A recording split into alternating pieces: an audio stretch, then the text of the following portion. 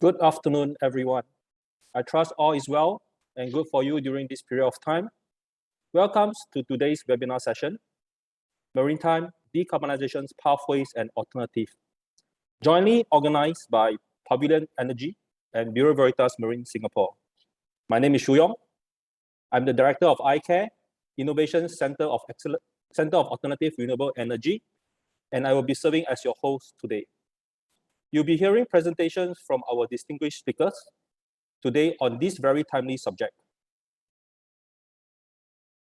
But before we get started, I would like to invite Bureau Veritas Southeast Asia and Pacific Zone, Mr. David Barrow, to give his opening remarks for today's session. David, please.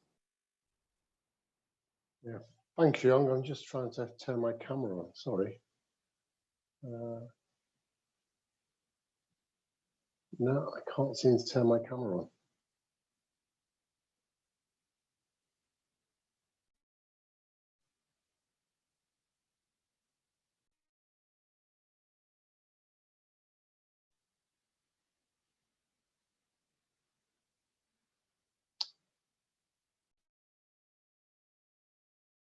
Sorry.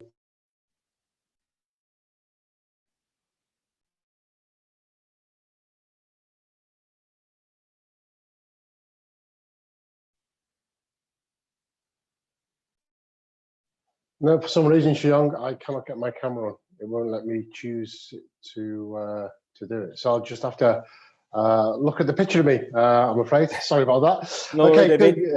good afternoon, everyone, and good morning to those who have who've dialed in from Europe. Okay, I can see things come up now. So. Perfect. Yeah, there we go. Very Perfect. good. Hi. Okay. Good morning. Good afternoon, everyone. Hope you're well. Sorry about that. You'd think we'd all be used to this now after all these many webinars that we've had. So thank you for taking the time today to join us for our joint industry webinar with Pavilion Energy with Chris who's going to give an overview from the Pavilion side, and Martial from our head office in Paris for the Bureau Veritas side.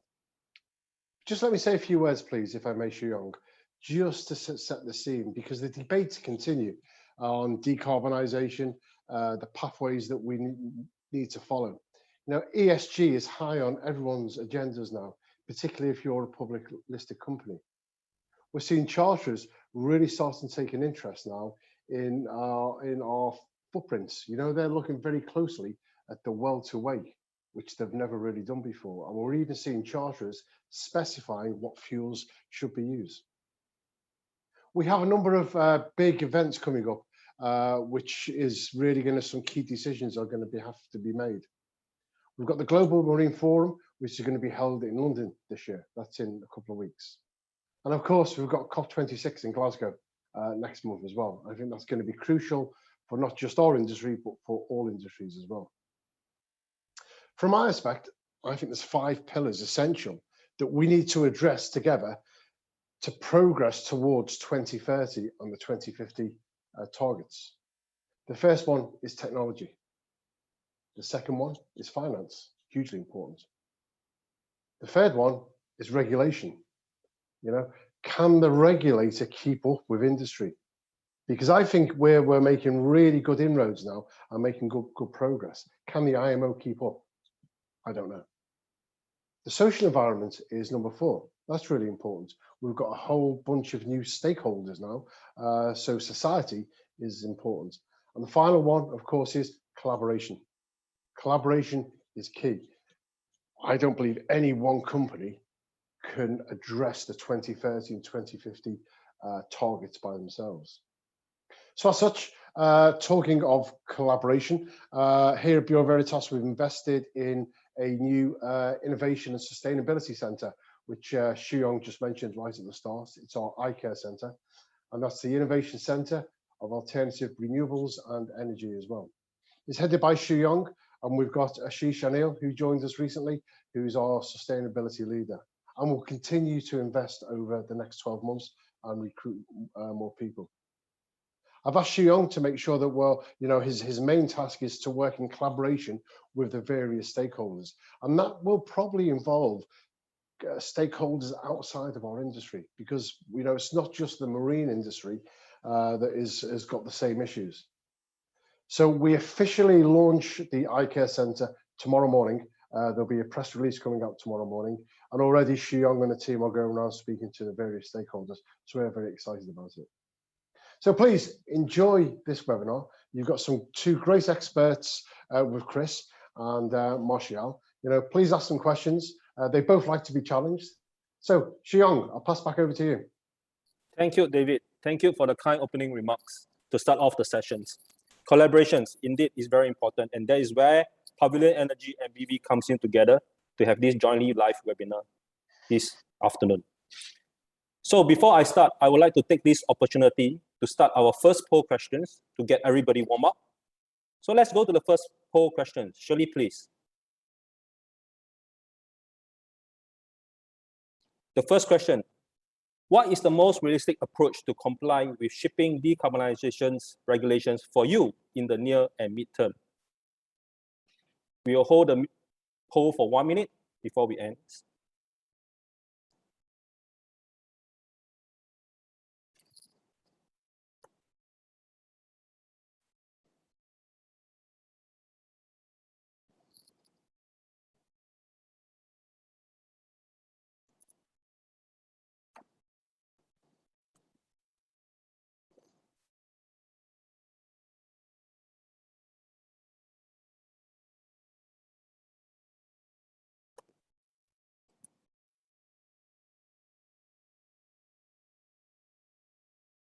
Ten more seconds.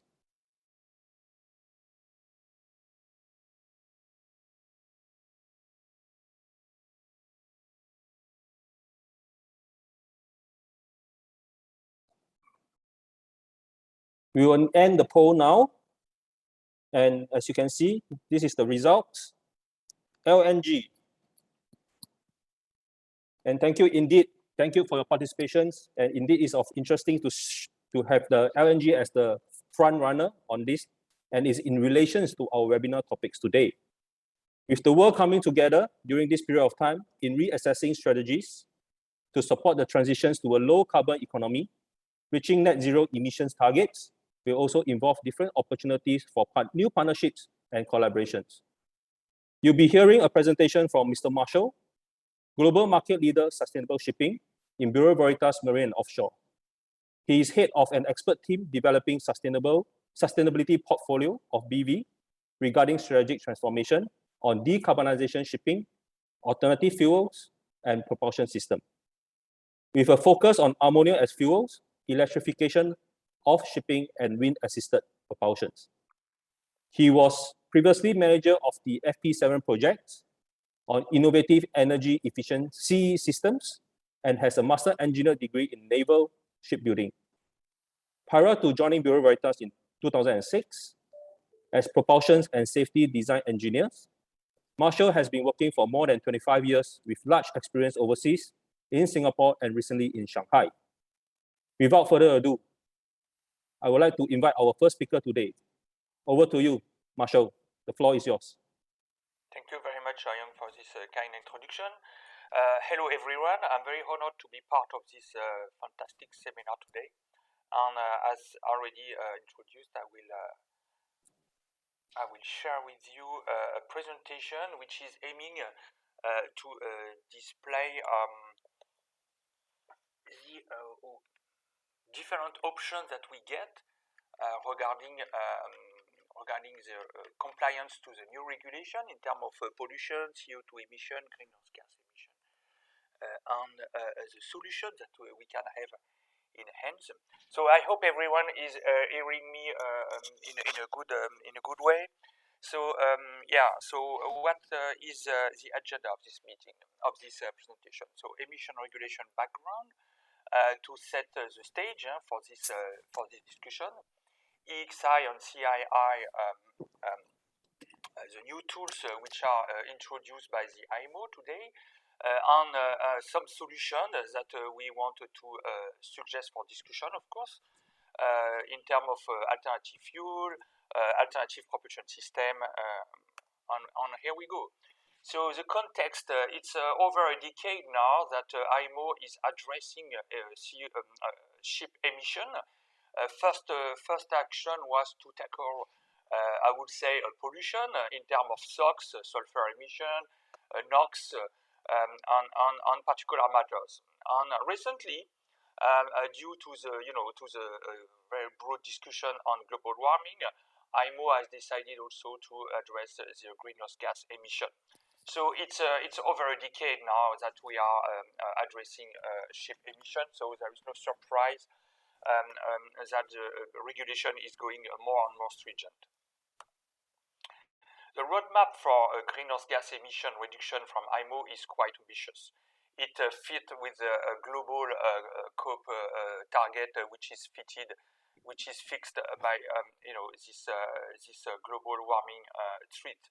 So we have to reach 2030 level which is aiming to reduce global emission drastically, and in the long run, we have also to reach this 2050 global reduction emission. So you see here the rates for reduction are quite ambitious, and it means, as David was introducing a little bit, that we could not envisage to cope with this new target ambition without having a change in terms of fuel type and also in terms of technology.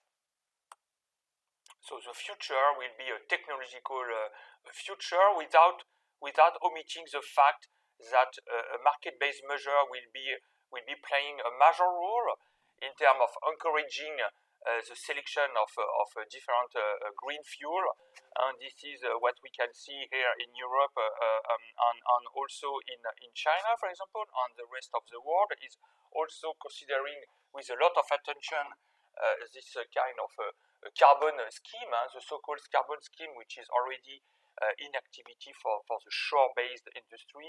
At least in Europe, the shipping industry will be included, and this will have an impact on the fossil fuel cost, because fossil fuel price will be modified. So what are the new tools which are introduced recently, which have been introduced recently by IMO?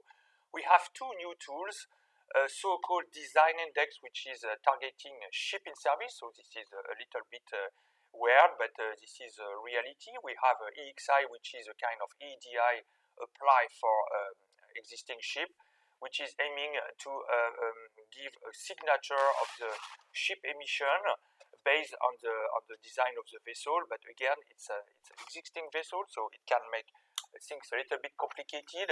On the first application for the EXI will be 2023.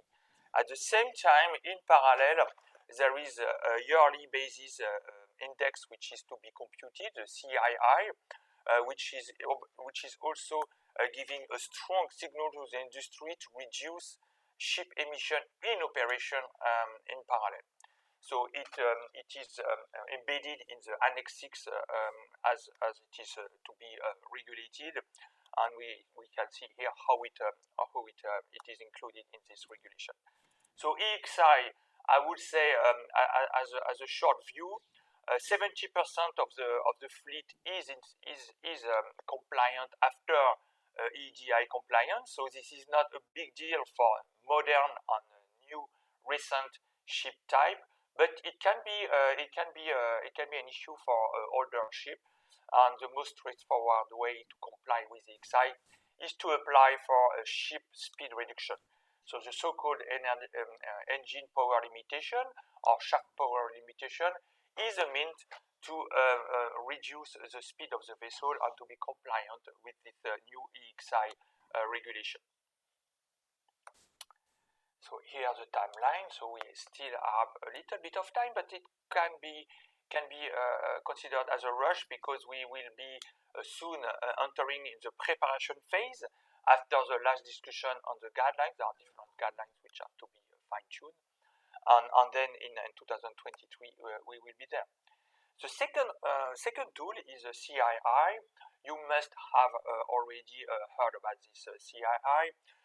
This is a carbon intensity indicator.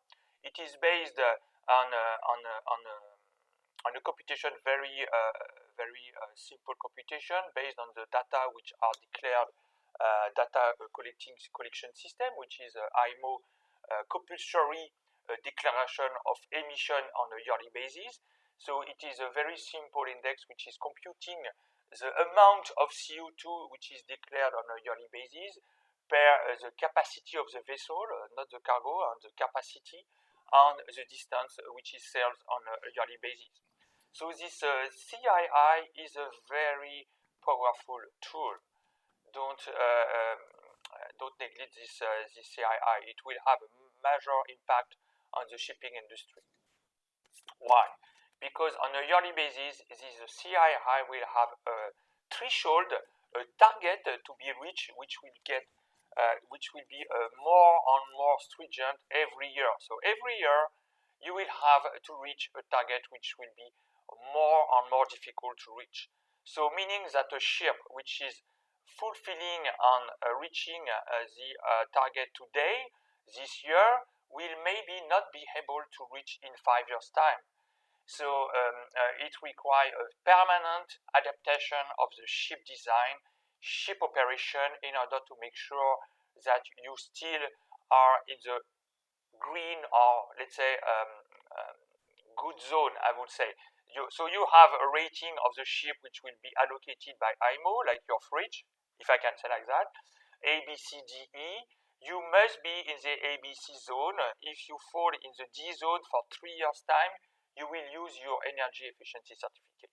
And if you fall in the E zone, E rating, then you for 1 year you will also lose your energy efficiency certificate, meaning that the ship will not be allowed to sail anymore. It will be deterred. So the application of this CII will come rapidly as well. In 2024, this will be the first year of verification. Everything is ready. As I said, it uses DCS IMO scheme, this declaration, compulsory declaration on a yearly basis of the CO2 emission of the ship. Takeaway, so some takeaway, so scenario for reduction rate are still under discussion, fine-tuning. It's a matter of 2% per reduction of emission per year, or 3% depending on ship type. Every ship will be compared to the same type of ship. And as I said, on a yearly basis, this amount of CO2 will be reduced by 2-3%, 4% of emission. Additional medium term, we have in the agenda of the IMO in intersessional working group the greenhouse gas or carbon emission factor for fuel, and this will be a good introduction for the next part of this presentation. So there will be some specific carbon emission factor which will be allocated to alternative fuel in order to better reflect the decarbonization of different candidate fuel in a life cycle emission approach. So the methodology to calculate the global CO2 emission from the production side and the use of the fuel on board, so the famous well to wake, so well to tank from the production side and tank to wake from the utilization of the ship on board, is under discussion now. So we can have, without any promise, a kind of a very strong tool in order to make the best selection amongst the different alternative fuel. But what are they, by the way? What are the so-called alternative fuel? We talk a lot about hydrogen, ammonia, methanol, but what are the available alternative fuel today? There are not so many. So yeah, there is a lot of talk about different alternative fuel. Recently, one of the major players in the container sector has announced that methanol might be a candidate for the large fleet of container vessels from this major container operator, but other like more traditional way like LNG will be still the best option in terms of viability, economically affordable, and also with a lot of experience in terms of safety and environmental compliance. So yeah, zero carbon fuel as ultimate fuel of choice. We all are dreaming about this, but the dream is not yet possible. We are all working on it. There are some obstacles in terms of introduction and incorporation of the energy storage on board the vessel. To be short, to be straightforward, when you store LNG inside a vessel, it's already a pain regarding the amount of cargo that has to be sacrificed, but it's possible, it's already the case. So LNG is already in the mainstream, but when we look at other alternative fuel, the cost to pay in terms of cargo space is really a sacrifice to be taken into account. So liquid ammonia, liquid hydrogen is not easy to store on board. We all know that. A part of the other obstacles that we will develop in terms of safety and operation. The pricing is also a very important factor to be taken into account. We all know that after the famous chicken and eggs, we have also to get an affordable price for the fuel itself. A fuel price for in operation can reach about 70 to 80% of the OPEX of a vessel fleet. So we need to be careful. The prediction, the projection in terms of alternative fuel are not today very much exciting.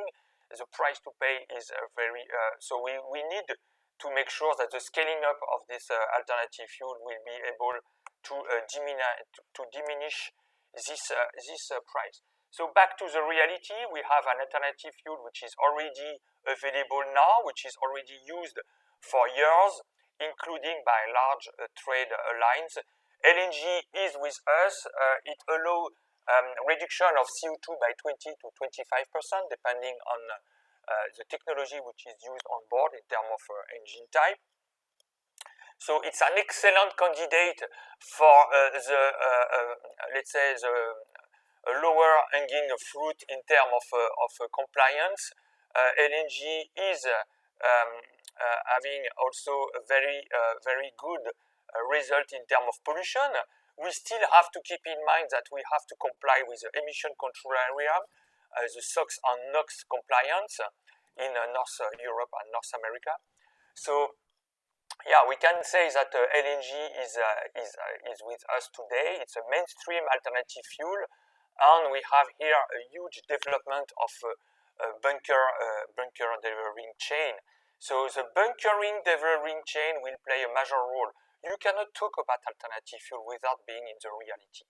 The reality of the market is that if you need to increase the use of an alternative fuel, you first have to address how to bunker large vessel, and this is what has been done for LNG now, and we can say we are all glad for the success of the number of LNG bunkering vessels which are placed all over the world today, which is allowing the use of this alternative fuel.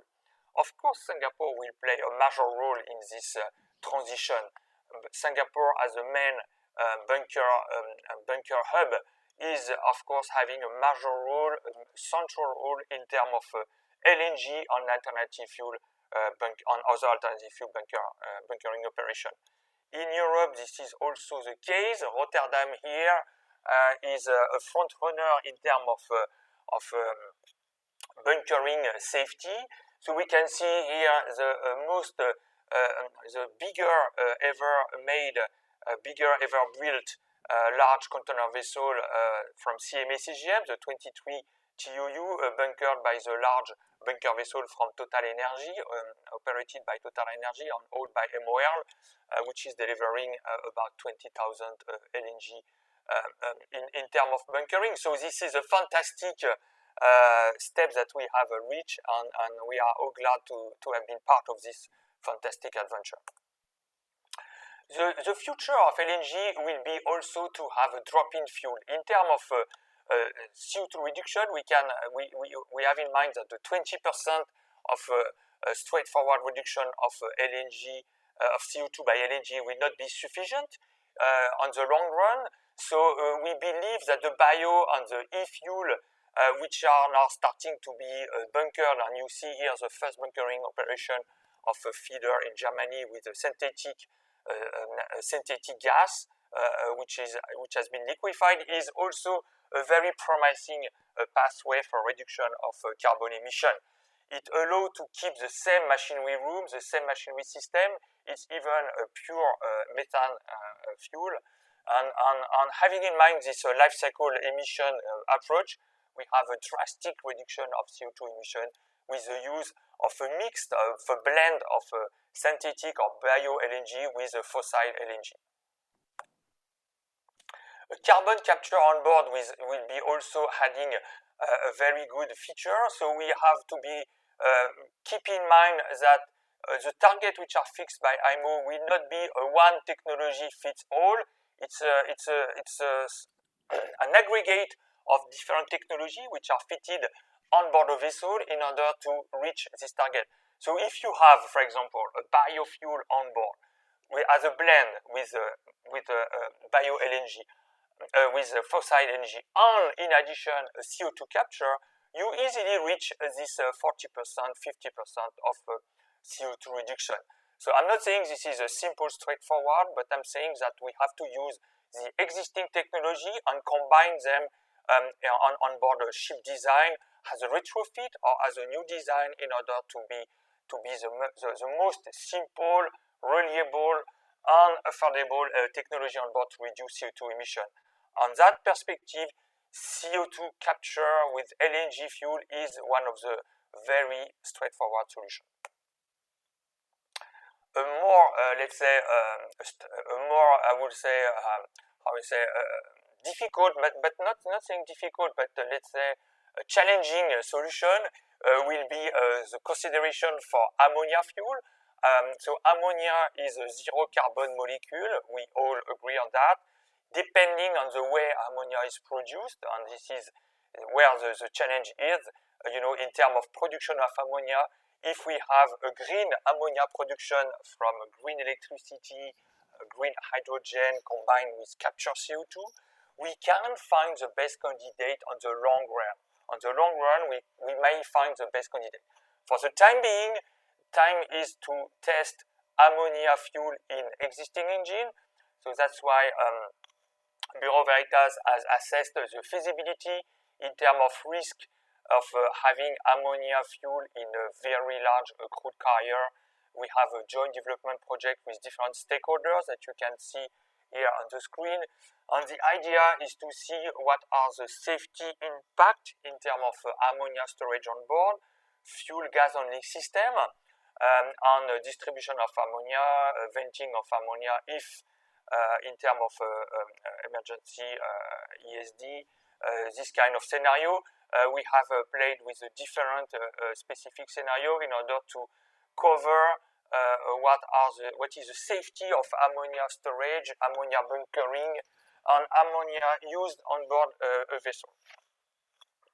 But again, I want to highlight that we will find the technology solution without any doubt. But what is the challenge is to make sure that the ammonia which will be produced in a green manner. This is where we have all together to make sure that if we want to go that way, we make sure that the scaling up will be done without any environmental damage in terms of collateral damage. Methanol is a little bit the same option. Methanol can be a good candidate for low carbon fuel as long as we make sure that the production is done in a green approach. So we have no doubt about methanol in terms of combustion. It's already in service in a methanol carrier for two-stroke, and even in some ferries that are using already methanol as a fuel for four-stroke. So it represents some advantage for sure. But again, I would like to insist the challenge is in technology, and I am a technical guy, so I am very interested. This is fantastic challenge that we are facing now. But the challenge is a more broad challenge. It's a term of how to produce this clean fuel. Here you have this hydrogen value chain. You see that Bureau Veritas is part of this value chain in any step. And to make sure that the production of the hydrogen is made on a green approach, with a huge electrolyzer to be installed, and this is already the case in some part of the world. We have to make sure that this hydrogen will be on the long run available in terms of usage by the shore industry, and the shore industry is very interested, very excited by the hydrogen usage. The aviation as well. What will be left for the marine? I'm not sure that we will have such a huge usage of the hydrogen. We must be careful. Liquid hydrogen to be stored on board is very challenging in terms of cargo space, in terms of bunkering. But everything can be solved in terms of technology. We have still some 20 to 30 years ahead before 2050. Wind propulsion, low-hanging fruit, free energy. So why we should neglect this wind-assisted propulsion? We shall not. This is a very straightforward way to reduce CO2 emission, combined with the other solution that we have already enhanced, for example, LNG, biofuel. Combining with the CO2 with the wind assisted propulsion, it's a fantastic way to reduce by 20-30% easily. So depending on the ship trade, you can face some zone in terms of area which you will be aiming to reduce in a simple leg 30% of the fuel emission by using these foldable cells. So in Bureau Veritas, we are taking this very seriously. We have already delivered some approval in principle, and we just recently opened a new GTP, a joint development project with MOL, Total Energy, and HHI, in order to compare the different solutions from the market on board LNG carrier on VLCC in a retrofit approach. So this is a very new approach, how to retrofit this existing fleet. If we retrofit 50% of the entire fleet in the world, we are already reaching the IMO target. So we should not neglect wind. Wind is a free option, free energy, and low-hanging fruit first. Full electric or hybrid electric ship with coupled with connection to the shore when the ship is at berth is of course already in practice. It allows also a very good management of the energy on board the vessel. So optimization of the energy flux on board, coupled with the connection to the shore, is again a technology which is already in service. We are making a lot of progress in terms of battery storage. You can see from not only from the marine industry, but from the other industry like the automotive industry. A lot of progress in terms of safety, in terms of storage. So yes, definitively for the short range, electric ship is an option, is a very interesting option in terms of CO2, but also in terms of oil pollutant reduction. And I will also now conclude this presentation. We have no silver bullet. We have no one straightforward solution. We have a large portfolio of different solutions that combine to a specific ship trade can already give a very interesting CO2 greenhouse gas emission reduction. So now we have all together as David and Chuyong were introduced. It's not a one person work. It's a full industry work. All together, we need to develop and we need to further adapt existing technology.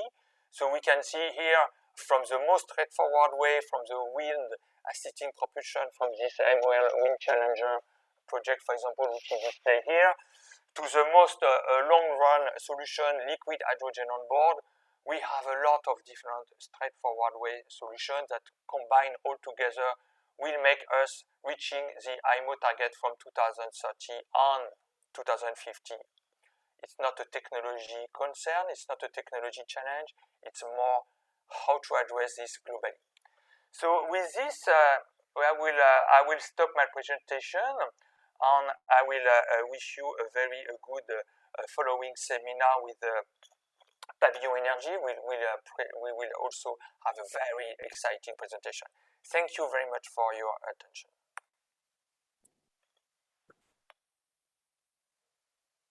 Thank you, Marshall, for the group presentations and insights on LNG and alternative fuels, on what BV has been doing for the market and the value chain in the market. Up next, we will conduct another poll to understand the views of the audience. Shirley, please. Poll number 2. What is the leading challenge behind the adoption of cleaner marine fuels? High cost, technology, limited infrastructure, or lack of clarity on viable fuel sources? We will hold the poll for 1 minute before we close.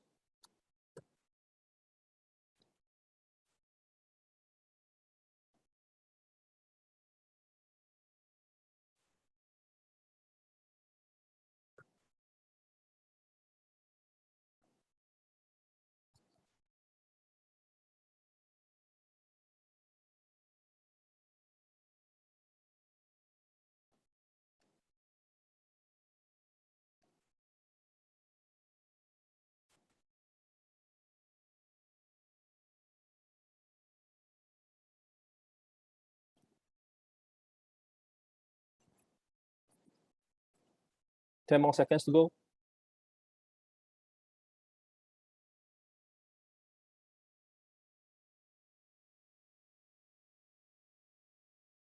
We will now end the poll, and this is the result.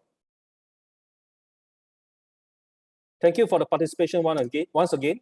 Interesting to see the result. That cost is the main reason, and it is actually in relation to our webinar topics on the next presentations. And so moving on to our second speaker of the day, Mr. Chris Lu, Head Marine Business, Pavilion Energy Private Limited. Chris is responsible for developing the organization's marine customer portfolio establishing LNG bunkering logistics capability in Singapore as a home base and growing the LNG bunker supplies network globally. Chris led a team committed to working with stakeholders on viable solutions that enable LNG bunkering growth. He is also involved in industry efforts to study alternative fuels in support of maritime decarbonization. He has more than 20 years of experience in the oil and gas industry. Prior to joining Pavilion Energy in 2018, he was with BP for 11 years. During his time, he held a variety of positions in trading risk management and the marine bunker business with increasing geographic responsibilities across markets in Far East, Southeast Asia, and the Middle East.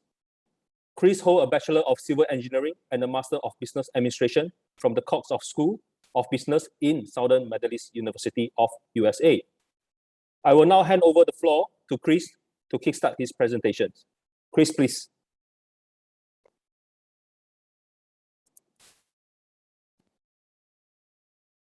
Can you hear me out?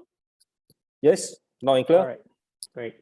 Thanks, Julio. Hello, everybody. Good morning to the people who get up early in Europe, and then good afternoon to the audience in Singapore. Very good early morning in US if there's any participant from that part of the world.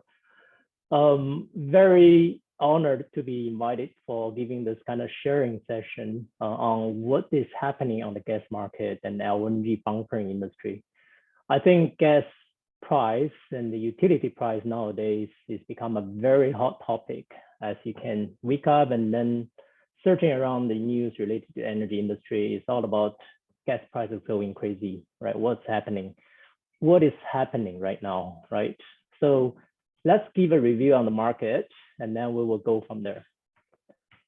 Look, the past 1+ year, the market has gone very volatile from April 2020, starting from $1.825 per MMBTU on the JKM, jumping to early this year, $32.50 per MMBTU. If you think that's high, when you wake up this morning, actually the price is over $35 per MMBTU. It is crazy. It is hysteria. I guess people will start worrying about what is going on. And actually, our utility bills is increasing drastically. We have to cut the budget on the beer spending probably in the near future just to pay off our utility bills, right? So several events driving the move of the market price on LNG and the gas price. Let's have a quick review of them.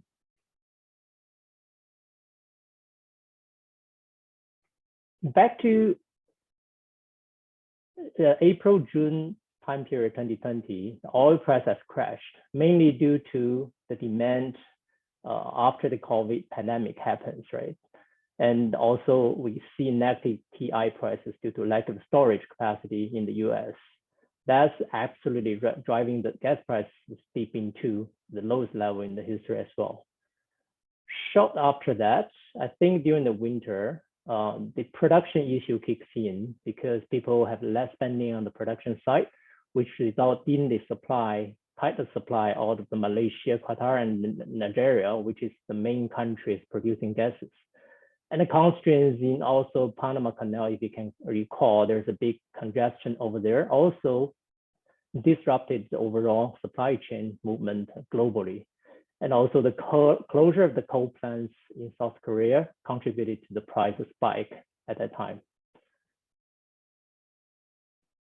When we come to April 2021, I think the price has spiked to almost the $32 kind of a range due to the extreme cold weather and also shortages of the spot cargoes. Tightening shipping industry and LNG carrying capacity also contributed to this factor.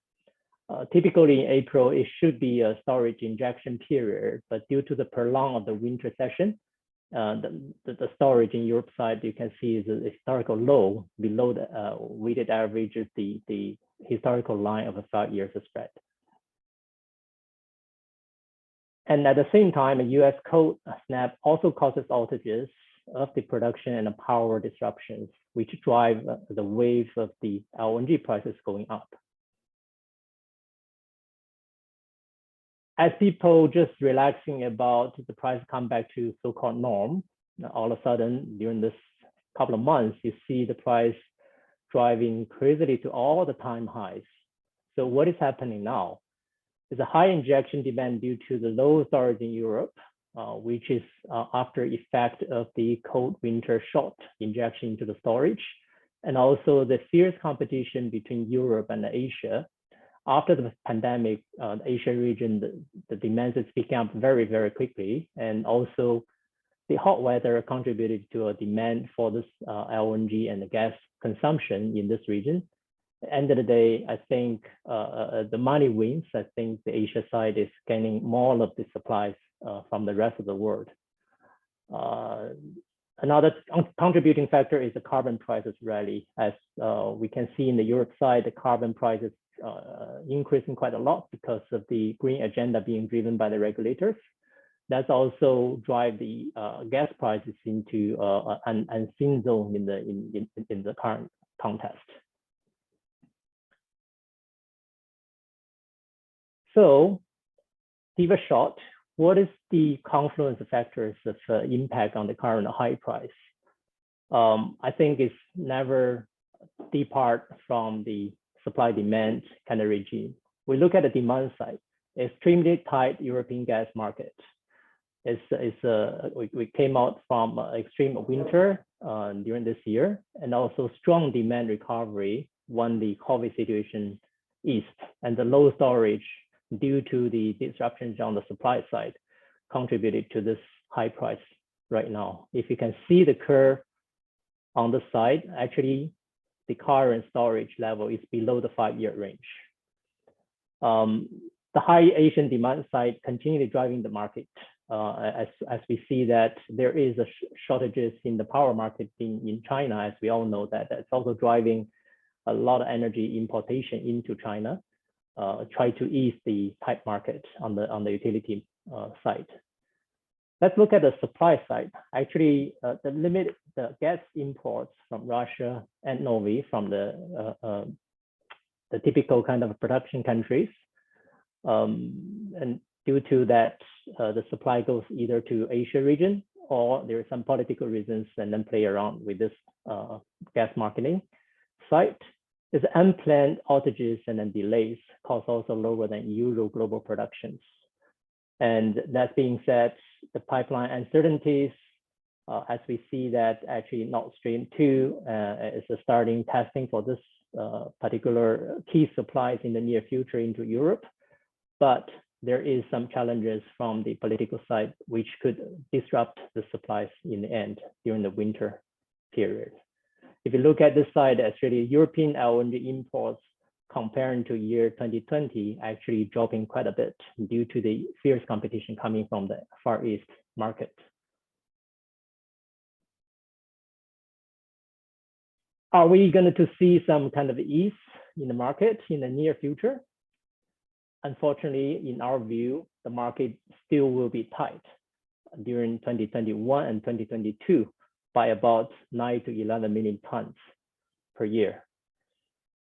If you look at the demand side, actually the growth rate in Asia, including China, Japan, Korea, the top 3 import LNG countries, and they are growing continually after the COVID pandemic recovery by about 6.5% rate on an annual basis, and which result in about 10% of the reduction on the growth rate in Europe side. The other markets actually see a growth as well, especially in the Middle East and North African markets, as well as the US market. Those are the contributed to the strong demand side of the equation. On the supply side, continue we see low production just because the lag behind effect after the pandemic, people hold up on the investment on the upstream because of the low returns on the low gas prices. That's lead to a lethal kind of reasons for the supply side to be short of the demand, because we do know that FID projects that take time, the cycle will be turned around slowly comparing to the demand come over to the equation. this is our internal view. We look at global demand for the year 2021 is around 380 million tons globally. While it's on the supply side, on the delivered basis after deduct all these boil off gas factor, we see around 9 million tons of shortages. Versus for next year, if you bet on you can spare more money from the utilities to continue drink more beers, probably the picture is not that rosy.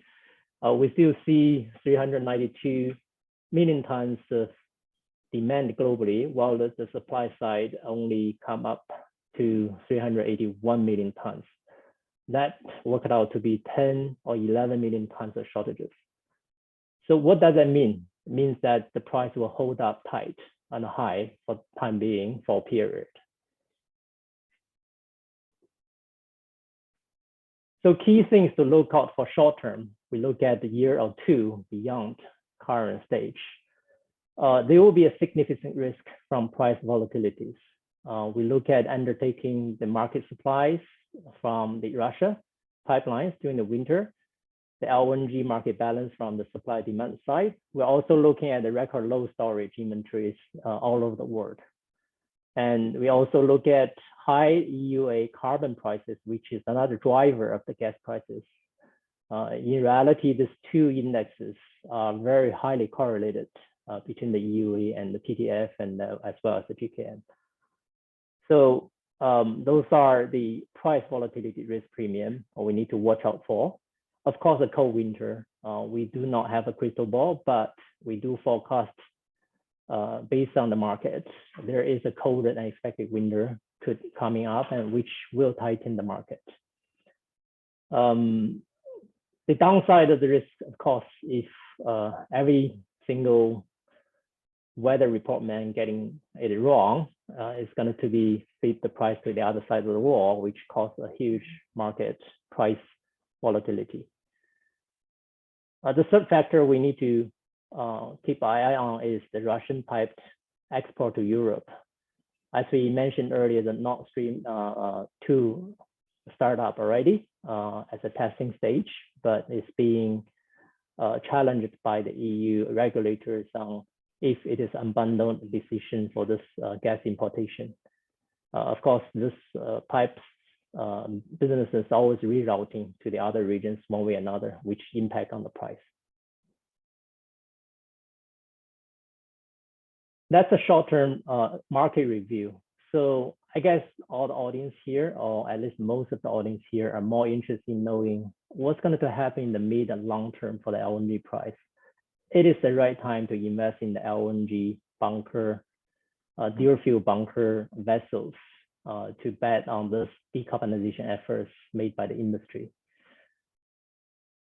Let's look at, again, the supply demand.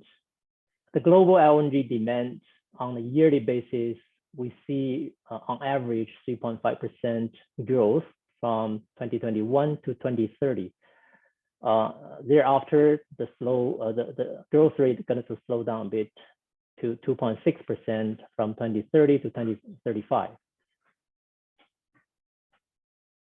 On the other hand, on the supply side, the global LNG supply growth actually outpaced of the demand by 0.4%, which is at 3.9% from 2021 to 2030, versus 1.9% from 2030 to 2035. The main driver for the global demand is still coming from the Asia Pacific region, namely China, Japan, Korea, and India. And the demand in this decade is going to be keep driven up by this mainly regions. As you can see, this chart basically divided into the regions for the growth. Versus on the supply side, the increasing of the global supply will come from a handful of product producers. If we put the two pictures together, what we see that actually, before we look at the spread between the two, we actually do a little bit study on the potential FID upstream projects. Based on that study, that's where we concluded our supply data. As you can see that between 2022 to 2024, there is about 70 million tons per annum capacity under construction, which we expected to launch during that period. The capacity could reach FID through 2023, including greenfield projects after all the LNG productions could see another 20 million tons per annum increase. So with that support on the supply, if we put the supply demand, the picture together, we can see this very intuitive numbers tell you the story. In short, we see a tight market in 2021, 2022, while the supply will not keep up the pace with the demand growth. Will slightly break even in year 2023, and start from 2024 onwards, we do see a surplus market, which telling us that the oversupply pressure will probably correct the market prices in the mid of the decade of this year, next 12 years or 10, 12 years. As you can see, the peak probably coming around 2028, 2027. The surplus actually could be reaching 20 million tons per annum. So it's a very good news actually for the people still thinking about LNG as a bunker fuel in the near future, as we do need a little bit time to build these dual fuel vessels in future. While as the vessels come up to run, I think we should see the market come off a bit and to correct the market price.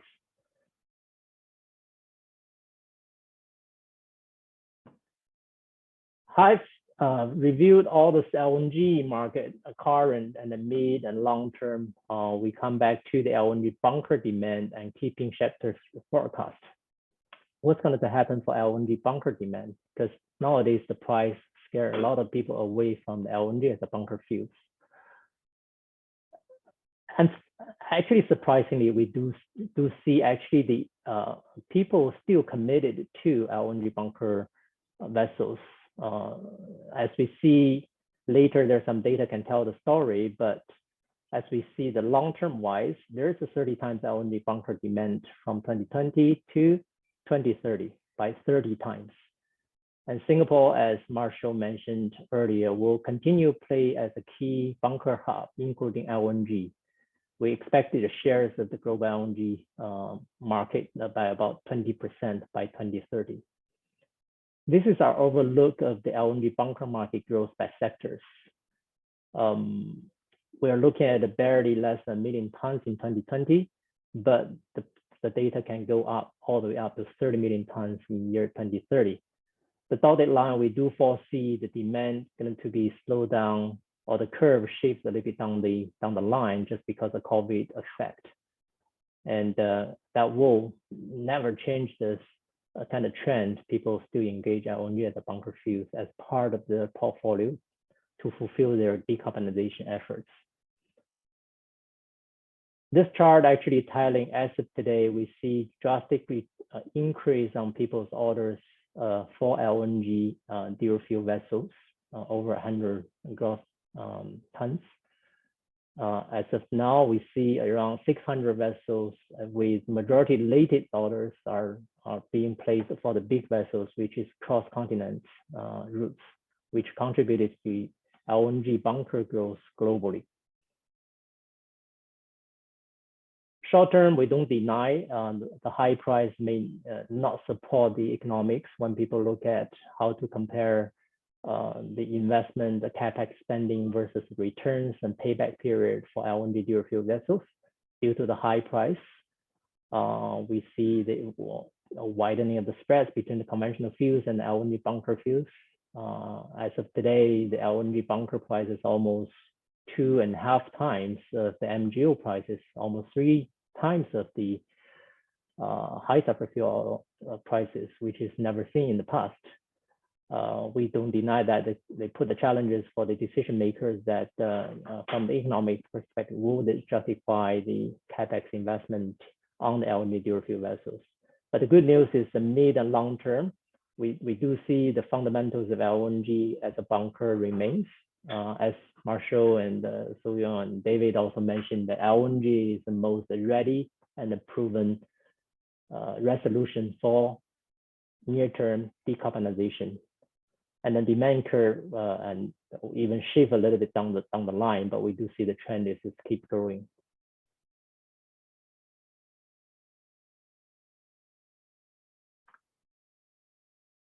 We talk a little bit about the current bunker prices. We just look at some of the data and charts. This is a marine fuel price comparison between the conventional bunker versus the LNG. As we can see that the last 1+ years, the LNG prices are quite volatile compared to oil price. And the good news is if people worry about the volatility of the gas price, we can offer actually based on the fuel and oil linked index for LNG bunkers. And this gives a spread illustration on the conventional fuels versus GKM. As you can see, the current price is quite challenging in terms of the LNG index-based bunker prices much higher than the conventional fuels. The good news is if you look at the future market, actually due to the supply will catch up the pace of the demand growth, the price will have a downtrend pressure, which the market can tell the story, the gas price is coming below the conventional fuel price. This is a spread, as you can see, from a negative between the conventional fuel against LNG become a positive, which means the LNG will become more competitive in terms of cost in future.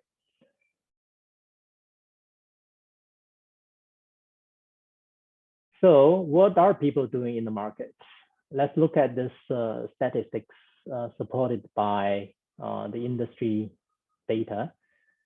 As of today, in operation, there's about 239 vessels with the main fleet running around actually in the Europe area.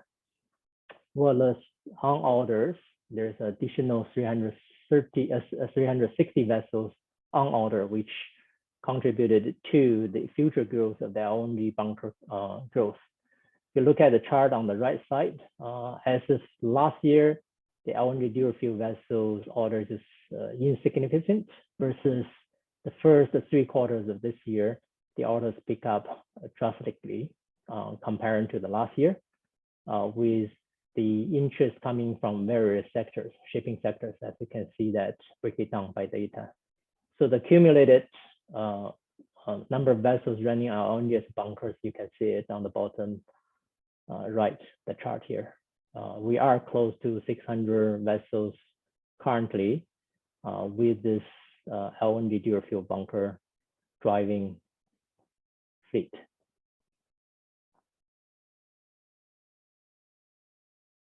So this is actually divided the, look at from another angle, look at the LNG fueled vessels in operation by regions. Again, the in operation vessels is majority in Europe, with the other regions take a bit of the shares, versus the one on order, as you can see, much diversified.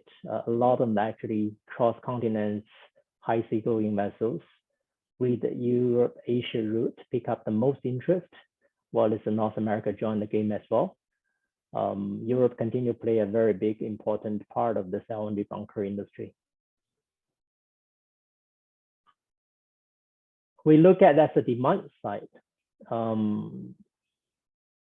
Actually translated into the metric tons of this demand in operation, like we mentioned, as of today, globally roughly is 1 million tons versus in the future, once all the vessels come on board for the cross-continental trades, the LNG bunker fuel demand could increase by about 3 to 4 times, with the regions being spread out into not only Europe, but also Asia ports, American ports, and the rest of the world. Okay, after looking at what's happening for the demand side or the ship owner side, let's look at how the supply side be ready to support this growth in this region. As of today, we have 23 vessels in operation for bunker barges. Again, majority serving where the market is, that is in Europe, versus the one on order so far as 17 vessels. As you can see in the Asia area, we increased the capacity fairly quickly compared to the rest of the world. That translates into the supply capability drastically in this region. So if you look at this map, just basically tell you the in operations that is the green dot, more concentrated in Europe side, versus the yellow dot, which is the on order, was spread all over the world, which connects the dots to supply the ship owners with the global supply network support. So people won't worry about if you have a cross-continent routes, will you get supply from the other part of the region? In terms of supply capacity, we made certain assumptions here. With this 17 vessels running around the world, roughly they can supply around 3 million tons per annum. With all the others vessels or LBV come on board, actually the supply capacity can come up to 5 million tons on a yearly basis. Compared to the demand side, as we see that there is 3 million tons by the similar period, which translates into the supply capacity is enough to cover the demand in the LNG bunker fuel sector.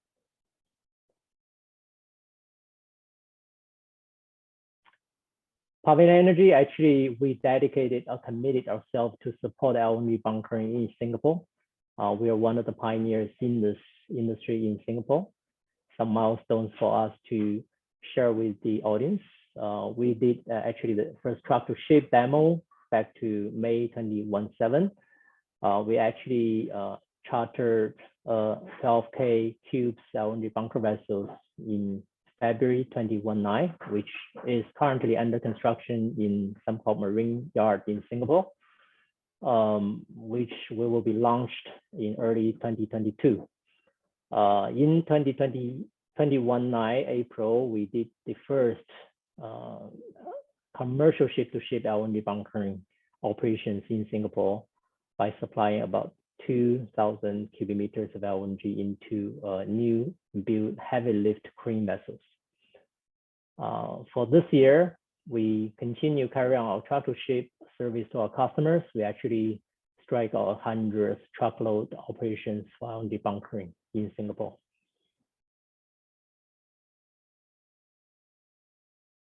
While we look at people's concerns during the previous polling question about what is the key concerns about growth of the greener fuels, right? People mentioned about cost and the other factors. So we quickly run through what we do actually to cope with the industry's concern and address those kind of challenges. So we look at how we support the LNG bunkering operations and processes from the terminal perspective. As we see that conventional LNG cargo on the scheduling side are very committed. You need to do the ADP a year ahead. It's quite relatively high tariffs and berthing slots costs. And also the quality is not suited for LNG bunkering. While we'll work with all the stakeholders, try to address those concerns by looking at a committed or more flexible scheduling process to suit for the nature of the shipping industry. We also talk to our partners from the terminal perspective, try to see if we can build more competitive reload rates to support industry growth, as well as working with the industry body to look at how to build a fit for purpose of LNG bunker specs for supporting the LNG bunker fuels growth. On the delivery side, we do understand there is lack of the standards and operation procedures. We contributed quite a bit on the TR56 LNG bunkering standards development in Singapore. And also we did our internal review on various procedure, process, and the safety measures and crew changes and training to increase our competency of this industry. And then we look at how to digitalize the LNG industry to address the transparency and the data integrity issues comparing to the conventional bunker fuels. So I think without further elaborated, we all know that for the success for LNG bunker industry, it's also a collaborative game, as mentioned by Marshall and Soo-Young and David previously as well. So from supply side, we play our part of the role. We're offering operational and commercial flexibility. We move away from the lengthy, rigid sales agreement. We actually do our part and then also build our own capacity and capability to increase our cost competitiveness against the other fuels. From ship owner and customer side, we do seek the stakeholders understanding that at this stage, there's still limitations and developments on the logistics side. We seek your patience, understanding that we will need a little bit time to overcome these challenges. And we are not on par with the commercial fuels in terms of flexibility when we're doing the supply. We are on the way to achieve that, but at the same time, do give us a little bit time to get there, right? On the cost side, we are looking at not only the gas index pricing for the bunkers, but also we be able to offer our customers based on MGO or low sulfur fuel oil or even Brent and high sulfur fuel oil linked price for LNG bunkering to give the customers the flexibility and portfolio diversity on your gas procurement side. Of course, we are looking at a step away from the long-term commitment. We're looking at flexible contract terms in terms of we can do spot, we can do mid-term, we can do long-term contracts as well. To support the globalization of the LNG bunkering, we know that we need a global supply network. That's where we put our efforts, not only build our own home base supplies out of Singapore and in the Med area where we have office as well. We are working closely with our partners in the other part of the world to connect the dots for the ship owners to address the concerns of lack of the supply logistic capabilities globally, right? So far we have been sanctioned or executed collaboration regime with our partners to cover the North Europe side. And we also cover the Middle East and also the China Far East side. We've been able to supply, rely on our partners' supply capability. Those are give a huge confidence to the ship owners to be able to commit it on their side on building the LNG dual fuel vessels in future. On top of the physical supplies, we can also offer our customer in terms of risk resolutions to mitigate the risks. I think gas is no different from the fuels as a commodity. The price volatility is unavoidable. We do appreciate that a good risk scheme and also risk solutions will help the customer to make your commitment. As we mentioned, that we can look at various derivative tools and indices that we can help customers to find fit for purpose risk management packages if needed. Last but not least, Pavilion is also dedicated to neutralize the carbon in the whole supply chain. We call it well to wake to help our customers to achieve their decarbonization efforts.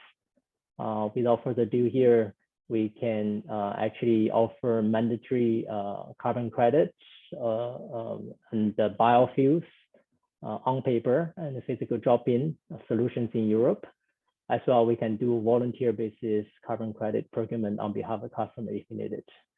All in all, we believe LNG bunkering will not be disappearing in the near future or mid-term and long-term. We believe that marine fuels will be a suitable product portfolio and LNG will play a vital part of it. So it's not too late to act right now. If you do have any questions and concerns, feel free to reach us. We will give advice and share knowledges and as much as we can. with that, thank you very much for your patience. Listen to our presentation. We hand it over to Soo-Young.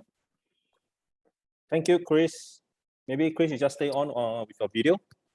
Thank you for the interesting presentation, Chris. I think your presentation has generated a lot of questions on the Q&A box. But definitely you have given a good perspective on the trend and also the LNG market segment and on the current and also the forecasts. So maybe let's jumping into the Q&A sessions. Maybe I would like to invite Marshall. Maybe you would like to on your video as well. So looking through some of the interesting Q&A questions, due to limitation of our time, we may not be able to answer all your questions to the audience, but we strive to answer. Maybe we just pick about one or two. Then after that, on the relative questions, we actually send back the answers to all the audience for your understanding. So looking at the question box, maybe first of all, directive to Chris. There's a question asking, why is LNG bunkering so advanced in Europe? I understand LNG demand is higher in Asia. Yeah, I believe it's a legacy issue. In Europe side, I think the legislation and regulation come up much more advanced compared to the rest part of the world. They drive the green agenda much earlier than the other part of the region. That's why LNG being taken as a bunker fuel in the region much earlier than the other region. As a result, I think they're more advanced in terms of develop the logistics and also demand in that region. So as you can see, the data we showed even today, the majority demand is still more focused on the Europe side because they have a stringent kind of regulation in terms of carbon and then greenhouse emission kind of rules compared to the rest of the world. So I think that's the biggest contributor to why Europe is more advanced compared to the other parts of the world. Okay, thanks, Chris. One more question, maybe that can also relate to Marshall and then followed by Chris. What are retrofitting standards for DE vessels into LNG vessels for decarb purpose? What is the retrofitting trend? Maybe Marshall, you want to take on these questions? Thank you, Soo-Young. Actually, if we want to be clear and transparent, retrofit of existing vessel to alternative fuel is very challenging option. You face some design which are not compatible with installation of coffer-dam, for example, specific ventilation piping routes, and most importantly, where to locate the storage tank on board an existing vessel. So all in all, I would say retrofitting vessel to LNG or alternative fuel is always a very big challenge, and you don't find the economics there. Normally, it must be supported by subsidies from local initiative, local government, etc. All right, thanks, Marshall. Maybe we just take one last question that can be actually maybe going to Chris. How do you see the time charter market of LNG bunkering vessels in the near and mid future? As we see that actually the demand is growing rapidly, we do see there is a market for LNG bunker vessels to be deployed sooner than later. Even though I think in my presentation I showed that actually the supply of the LBVs is abundant, but it's all about timing and the locations. End of the day, if this is unbalanced in terms of the timing and also the locations of deployment of the LBV vessels, that will create some kind of arbitrage opportunity for LBV to be employed in certain regions that are short of the supply capacity compared to the other regions. If you look at by 2030, our demand forecast is about 30 million tons globally. With the certain assumptions, we do expect more than 100 LBVs need to running around the world to be able to meet that kind of demand. So we do see huge potentials for LNG bunker vessels development along with the growth of the demand side. All right, thanks, Chris, for the good insights. And thanks, Marshall. Okay, ladies and gentlemen, I think we have come to the end of our webinar sessions. Thank you very much to Chris and Marshall for addressing this interesting topic, maritime decarbonization's pathway and alternative. On behalf of Pavilion Energy and BV, we would like to thank the audience for your time and engagement for joining us today. On the reality for the questions and answers, we will actually get back to individuals on your questions. So wishing all good health and hope to see you guys in person soon. Take care and goodbye. Have a good day ahead. Thank you. Thank you very much. Thank you.